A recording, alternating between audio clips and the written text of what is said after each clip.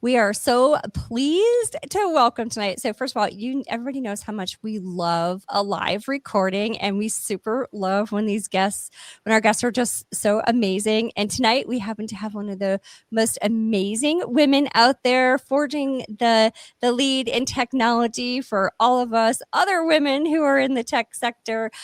Tanya Maximova, good evening.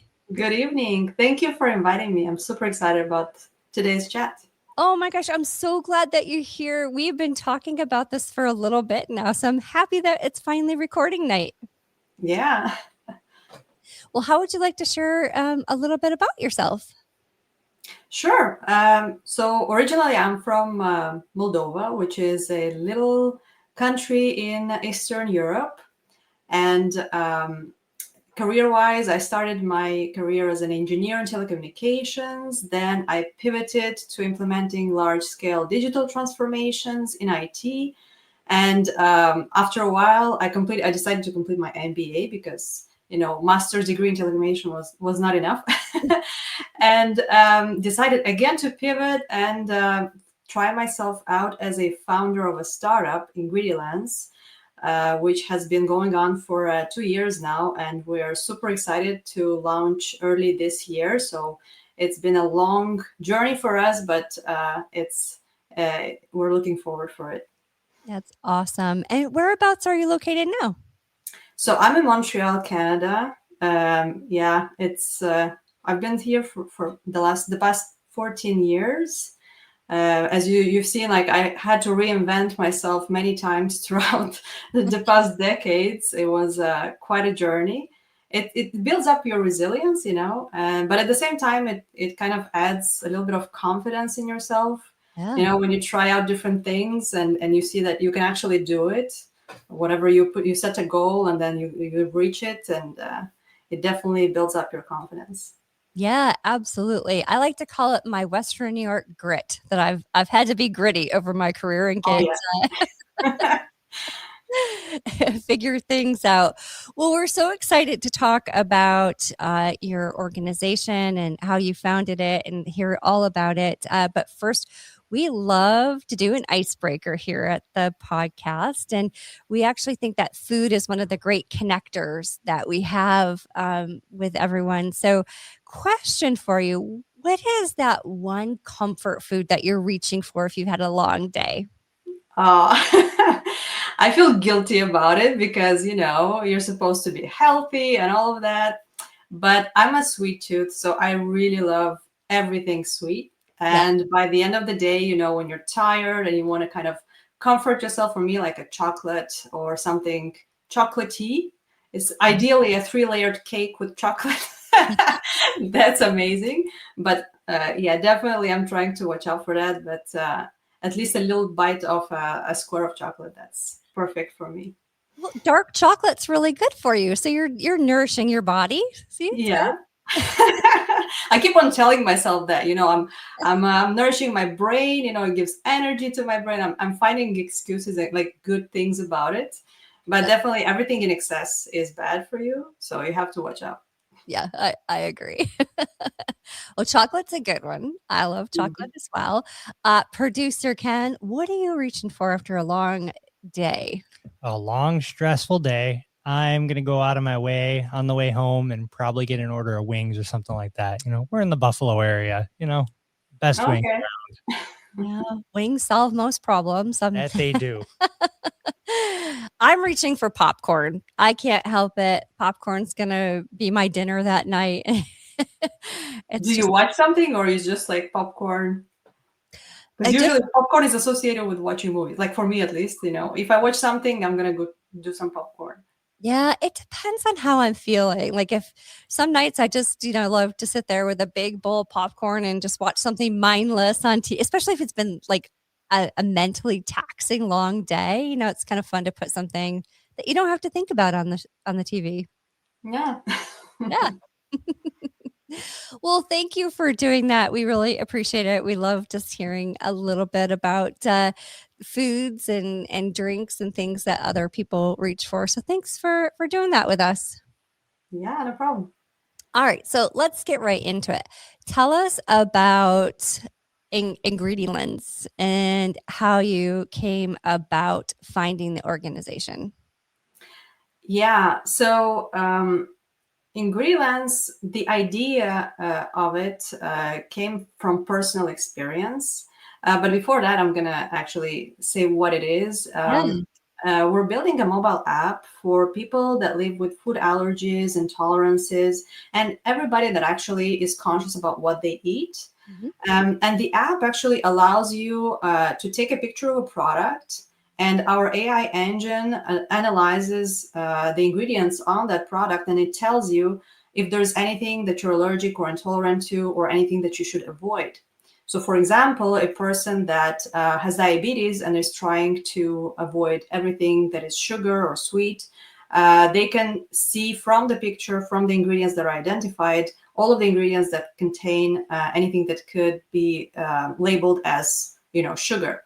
And then they can decide whether they want to eat that or not. Or anybody with an allergy or intolerance can do it quickly. And the beauty of it is that you can set your profile with everything, all the ingredients that you want to avoid.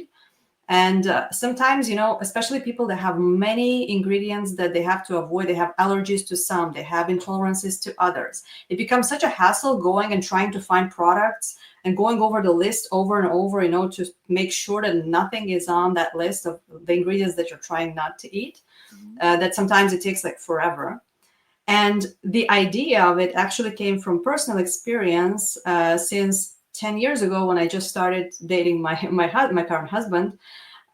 He discovered after 2 years of trial and error that he developed throughout his life an allergy to lactose. And he didn't have that before, but then actually, eventually he started having some kind of reactions. He didn't understand what it was, but they were so severe that he had to go to the hospital, and it took him really 2 years to going to a nutritionist to make some allergy tests, intolerant tests. Nothing was showing anything, obvious.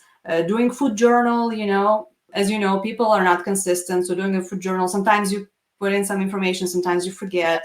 So it really took a long time for him to understand what it was. And when he understood, obviously, you're like, okay, now we know what's the problem. Yeah. But you actually understand that this is the beginning of the rest of your life, that you have to adapt and adjust and create this new lifestyle where you have to look for, okay, when I do groceries, is there any lactose? When we go out with friends, when we buy anything, when we make food, we have to be very careful. So this is why, we both work in technology. And of course, I was like, okay, is there a tool out there for me to use quickly, to identify? And there was nothing out there. So I started developing one. Yeah, that's so great. So me personally, I have some food allergies, but I have a niece who has celiacs. And so when she goes out to eat, she has to make sure that what she's eating is not going to harm her, right? And I mean, and that's the case. People who really do get sick, they're being harmed when they consume a product that they're allergic to. So having a tool, which first of all, I think it's very cool. We'll talk about AI in a little bit, but I think it's so cool. Again, it's a problem that a tool can solve and AI is supporting it. And I think like I said, we'll talk about that, but I think it's just so amazing that you'll be able to scan a food and be like, don't eat that. Caution, here's what's in it. Yeah. And as you mentioned, celiac and diabetes, there's a lot of people that live with those conditions, and they have to watch out for anything that contains, in celiacs, you have to avoid all gluten. But gluten can be in many products, and you have to really read the label to make sure that it's that you're not, because the reaction can be very serious as well. And that diabetes, as well, sugar is contained in so many ingredients. It's almost impossible to avoid it these days. Yeah. Well, and it's hidden. I remember reading an article once that talked about how steaks were being at a grocery store level, that they're injecting some of the meats with a corn syrup to tenderize them. So now if you're diabetic, does that trouble? Like, how does that, there's so many questions about that, but if you don't know what's in the food, how can you ask the questions? Exactly. But even worse, many people, because I interviewed a lot of people, that live with the problem, but also people that when they hear about IngrediLens, they're like, oh, every time like I eat something, I don't know what it is, but I feel bad, like I have some symptoms and I haven't pinpointed it. And I'm asking, okay, for how long are you living like this? Oh, for years now. So there's so many people that they don't feel right, but they still haven't understood what problem they have with like what kind of food creates this kind of reaction. And that's why one of the features that we're developing, and it's also AI enabled feature, is that the ability to discover your intolerance. So if you don't know, for example, you know that you feel sick sometimes when you eat something, but you have no idea what it is. We are going to guide you through a process to discover your intolerance. And this is a guided process of, the journaling, and then we analyze everything that you consume, and then we find correlations, and we tell you, okay, you might be intolerant to this, try to avoid it. And this, when I told when I talked about it to nutritionists, they were so excited. They're like, oh my God, you're going to save my life, because right now they have zero tools out there. And the only tool they have with their patients is, okay, now here you go, you start a journal, and then you come back after 4 weeks, and then we look through it, and we're going to see something that's happening, And it's very time consuming and very frustrating, because we went through it. I know the reality of it, right? Well, and I think that's an interesting point as well, is that physicians and nutritionists, they're there to help the patient, but they need the information as to what's being consumed, day over day, to help understand what it is. So I think it'd be interesting. And this is something I didn't ask in the pre-questions, but is there any thought of being able to even make your product to be able to interact with like the EMR systems to be able to transfer information? So it's a phase we're going to launch, with a few features, but we have a roadmap of a whole bunch of features. Cool. And one of the directions we want to go is we want to be a go-to tool for nutritionists, for dietitians, whoever wants to use this tool with their patient.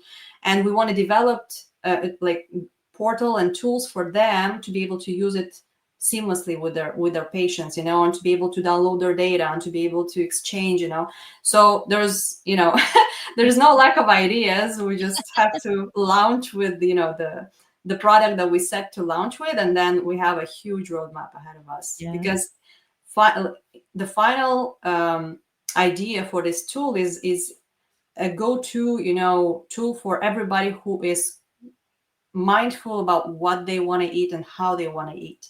So it's going to help people throughout their day in different situations to identify, first of all, the foods that they can eat, but also if they're working with professionals, to be a more seamless interaction with them. Yeah, I can see even people who are just trying to reset their life and work with like a coach, and they're trying to get in shape, and there's certain levels of protein they want you to hit and things like of that nature. So I can see it being used as a platform for many different ways. Yeah, there's huge opportunity out there. Of course, we're starting with ingredient identification, because this is a pain point that was not covered by many tools out there. And the ulterior phases, we're going to expand a little bit what we cover. But even with ingredients, with intolerance, with allergy, currently there is 38% of population in North America that lives with a problem of either a food allergy, food intolerance, diabetes, celiac, and all of those kind of diseases. It's more than 140 million people. Wow. So if you think about it, if we solve only this problem, I think we have enough work for ourselves. So 38% of the population, that's just such a high number. Yes, well, it includes again all of the intolerances, the food allergies, the celiac, the diabetes. But yes, it's a high percent, and unfortunately, it's been increasing. You think, okay, 38%, but And it's not only the numbers have been increasing, but the severity of allergic reactions. In the past 10 years, the number of cases that were hospitalized, with severe allergic reactions have increased with 380%. Wow. So it's like exponential, and everybody talks about the correlation between what we eat and the quality of food, that we've been, the industry have been producing, that we're adding a lot of additives, a lot of modified foods, and this also increases the allergic reactions that the body has, to different foods. Yep. Yeah, I think the way that we fuel bodies definitely does play in there. But I think the convenience of a lot of those processed foods is just outweighed like what could potentially be the outcome of, food allergies or different intolerances. Like it's just kind of where we are, the state of the world. Yeah, but I see a lot of people are starting to be much more conscious of what they eat. And even if the choice is out there, they're going to be careful which product they consume or which product they pick in the grocery store. So we are actually creating this transparency so that the person can decide for themselves what they want to eat. But when you have a list of, 100 ingredients on the packaging, you have no time to read through that, right? So you have no time to look through, okay, is there anything that I should avoid? Or first of all, if you have 100 ingredients on the packaging, it's already a bad product just by definition, because they say the simpler the product, the less ingredients you have, the better it is. Yep. So yeah. Yeah. Yeah, go ahead. Well, I was just saying, I think it's amazing that you're providing a tool that's, so that if you do fall into that convenience factor, you can still be safe. Like you can still be able to say, okay, this would be not great for me, but it's a better choice than something else that's on the menu, and having that lens of transparency from the product. Yeah, exactly. But I'm happy to see that kind of there is a shift in society where people are more conscious, but also there is a lot of scientific breakthrough lately that shows more and more link between what we eat and health outcomes. And we know, that generally what we eat influences and impacts our health in general.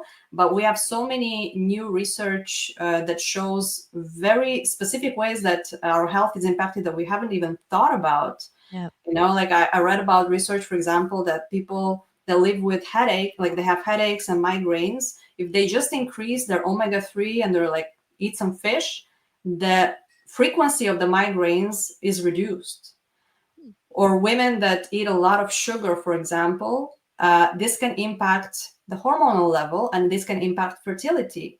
And there's so many new research that shows this. So the more people are going to be conscious about this, the better it's going to be. And the increase in allergies that we see and the increase in health problems that we see, we might actually see a reduction of that. Yeah. Yeah, there's something to be said for going to find your local farmer and buying direct. Oh yeah, that's the ideal world, but we don't live in I don't think everybody has the opportunity or the option to do that, but that's definitely ideal. Yeah, absolutely. I come from a farming family, so I'm always about promoting that. Yeah, I had like back home when I was a child, I grew up also with we had animals and we picked up our own fruit, our own veggies, so I know what it is, and it's the best food you can have, right? Yeah, of course, I think we both live in climates where our growing season isn't quite as long as we need it to be. Yes, I tried many times, but it's not the same, of course. It's very short. The summer is very short here, so you have to be conscious of what you can or cannot grow in your garden. Yep, absolutely, absolutely. Well, one thing that I love is the use of AI. So it's a hot topic. Many people are afraid of it.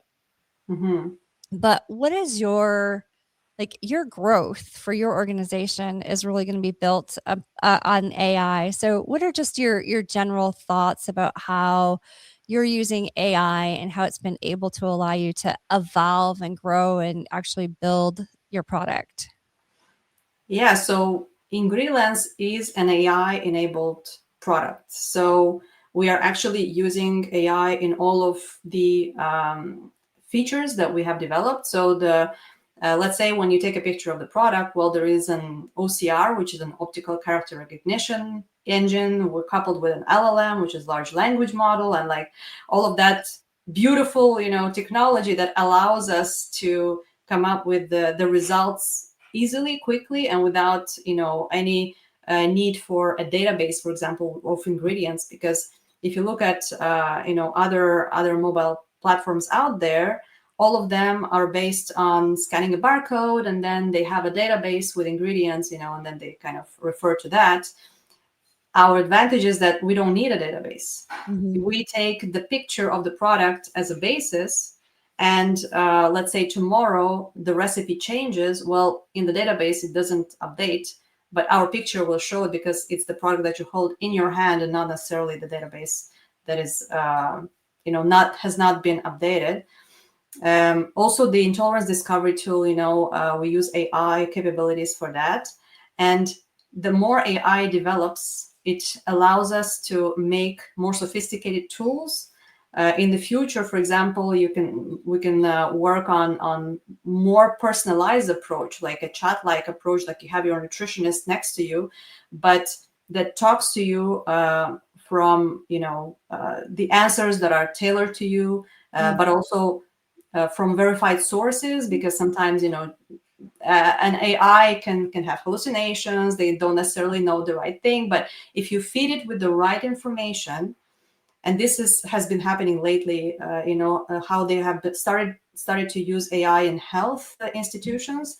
You basically have your own knowledge base that you feed it with the correct information, with verified information, and then it can actually give you outputs that are correct, but also like in a manner that is more comprehensible by a user. For example, it can be like a chat or like a discussion. Yep. Yeah, and I think it's to that. I think that this is a very good way to share AI with anybody who might be concerned with the introduction of AI into the world, because one, it's a problem that needs help, and that is people are sick, and they have these the food allergies, and like a celiacs or diabetes, so real indicators that need support through food. Your tool actually has the capabilities to go out and reach and see what's in that food, and it's repeatable, right? And I think that's a perfect use case for anyone who's concerned about AI, is that right now it's helping with repeatable like processes and knowledge that you need, and it's solving a problem that is needed in the world. So I think it's also a great introduction into AI, into how it can help support and not hinder progress in things such as care. Yeah, of course. But of course, we have to also be conscious of the fact that AI will never replace a doctor, like 100%. At least, in the very near future. We're still like far away from that. And medical expertise, we also always notify, the users that they always have to go and consult with the doctor if there's like a problem or anything. So, of course, AI will not replace professionals, but it's definitely a democratization of information and of tools, giving power to the people to actually have a little bit more control over their lives and a little bit more information to decide what they want to do next. Yeah. Well, that's just it. It's a great tool. By being able to scan your food, you're remembering to actually create your journal, right? Versus having to write things down. So it becomes a tool now that your care provider can say, oh, okay, now I can actually see what's going on. You didn't have to remember to write that down in a journal. Yeah. And not only that, we help the health provider with already an analyzed data, and we always suggest some of the things that the patient or the user has been eating that create systematic symptoms after ingesting that. So it's much easier for the doctor or for the nutritionist to go over that and see, oh yeah, I can see, what's happening here, and come up with a plan for, how to treat that. Yeah, absolutely. I think it's so important. I think the other thing that will tie into this is just patient education. So it's not only a way for you as the patient to really promote for care, like find out what's wrong and get care, but it's also a way for your care provider to say, oh, I see what's going on. Now let me educate you on how we're going to fix your problems. So I think from the intersection of patient education and care, it's just a huge, huge advantage. Yeah, and the beautiful thing about it is if you implement it correctly and you feed it the correct information, it and at this, on the other side, it's very personalized. So the user, the person that interacts with the AI systematically, the AI learns about them and then is able to give them pertinent information and learn about their history and everything, and then adapt the information that they give to the realities and the needs of the person. Yeah. To me, it's so fascinating. Like, it's just something that when you look into your point, 38% of the population in North America is, suffering from something, and there's now going to be your tool out there. That's really cool. Like, it's going to help all of these people be able to say, this is safe or not safe for me to eat. And then, working with the care providers, including your nutritionists, are just a way to help you feel better. Yeah, we're super excited about it. And frankly, every time, when I lose a little bit of energy, and sometimes you have those down moments. When I talk about IngrediLens to anybody, they get so excited about it. It's like, okay, so this is why I'm doing this. Because, it's when people hear about it, it's a problem that touches a lot of people, directly or indirectly. Like, I've talked to parents that have children with allergies and intolerances, and they are scared, really scared of how to handle it and what the child is going to eat, and they're looking for something like that, to have and to use on a daily basis. Yeah. Because you can't be with your child at all times. And so at least if they have a tool with them that they can use to help protect themselves as well while they're out in the world, that's just so needed. So I think it's awesome. Do you have an official launch date? So we're looking at the beginning, the Q1 of 2026. Okay. But if the listeners want to register to be on the waiting list and to be the first ones to have access to the application, they can go to ingredient-relatedconcern and they can register their email. So they're going to have the updates and all the information that they need. And they're going to be the first ones to be notified about when the app is going to be available. And it's going to be available on Android and Apple at the same time. That was my next question. Yeah, I'm going to put myself on there. My niece is going to be on there. I know that for sure. Producer Ken sitting here shaking his head. So I think you've got another. That's great. There. Well, and it's. I think people too, the time it takes to bring this type of tool to the forefront and actually available is, you said 2 years you've been working on it? Yeah, because it takes a while, as you said, but also we want to make it right, and we're working with organizations, like Celiac Quebec, like FAIR, Food Allergy Research and Education Organization, to be able to make a product that truly helps people and actually it resonates with the problems that the people live with. So we want to make sure that it's a tool that is truly efficient and useful. Yeah. Oh, that's great. Well, and I'm sure there's been lots of ups and downs along the way. Have you learned anything that you'd like to share? Is there like one lesson that you're like, oh, people need to realize this when you bring something like this to market?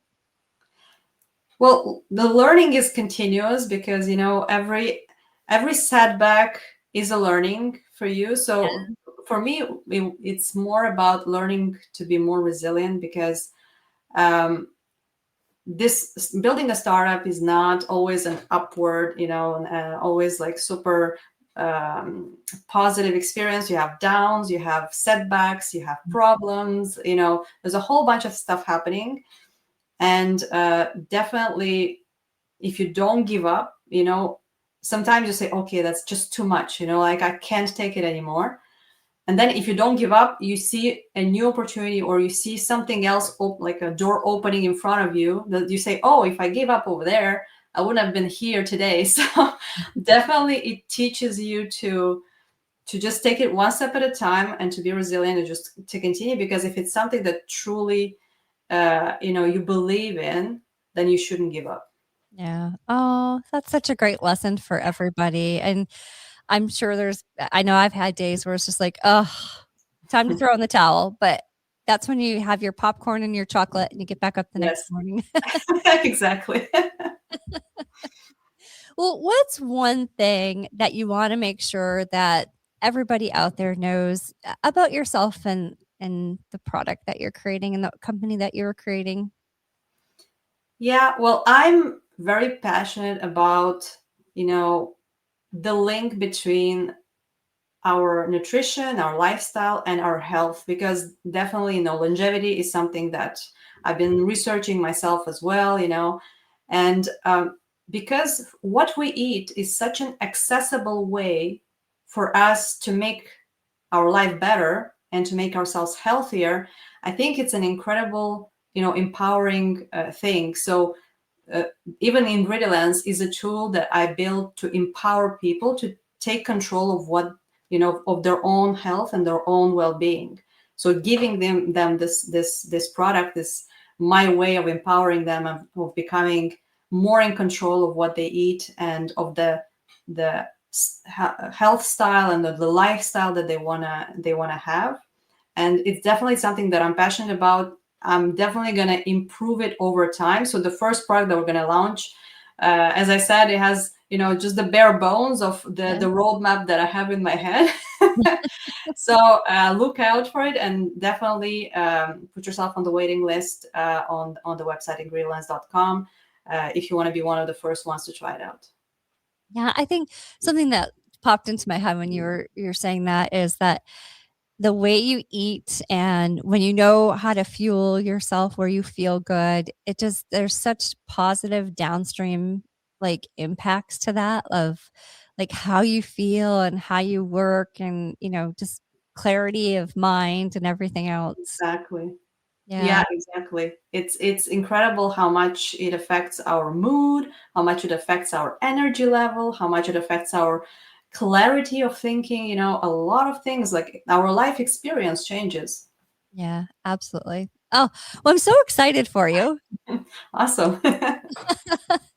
That's so exciting. And like I said, I think that this is also, just something that's needed. Like there's going to be people out there and, I think it's so cool that you can just scan your meal and know what the ingredients are and, know whether or not you have to be careful of, where you're about to consume. I have a terrible egg allergy. If I have an egg, I go into, just not a good space. So I Okay. have to be super careful. So yeah, Mhm. I'll share there was one day I was in Whole Foods and Whole Foods is supposed to be great, right? And they used to have a great like chicken salad. Well, they changed the recipe and didn't Mm. put the warning on it and they used eggs as filler. But I took one Oh, bite and I was like, uh-oh. yeah, So I will definitely use the product. that's great. Will definitely use your app for sure. So, well, thank you for being here, Tanya.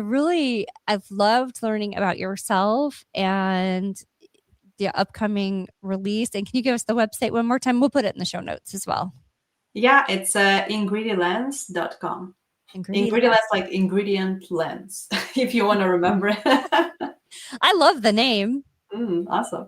How did you come up with it? Did you just think like a view into the ingredients or? Yeah, it's like a lens that I love photography, so lens is like it came to my mind, and ingredients, it's a lens that looks at ingredients, Yeah, so it was that's, logical. yeah, it's great. It's very catchy. People catch right on. It's good to hear. Well, again, thank you for being here tonight. I've enjoyed our conversation. I think it's, like I said, you're also a fantastic, fantastic representation of women in tech and what we can change when we're at the table. So also thank you for being an advocate and a great example of a woman in tech. Thank you so much for having me. It was a great pleasure talking to you. And yeah, thanks for the chat today. Yeah, awesome. Well, producer Ken, thanks for being here. You got it. And we also, so Tanya, I was gifted a grant through our local community arts organization. And so we get to use their facility and podcast here. So it's just kind of a fun space. We got some art in the background there. Yeah, that's amazing. Congrats. Yeah, thanks. No, we thank GoArt here in Batavia as well for the use of their space.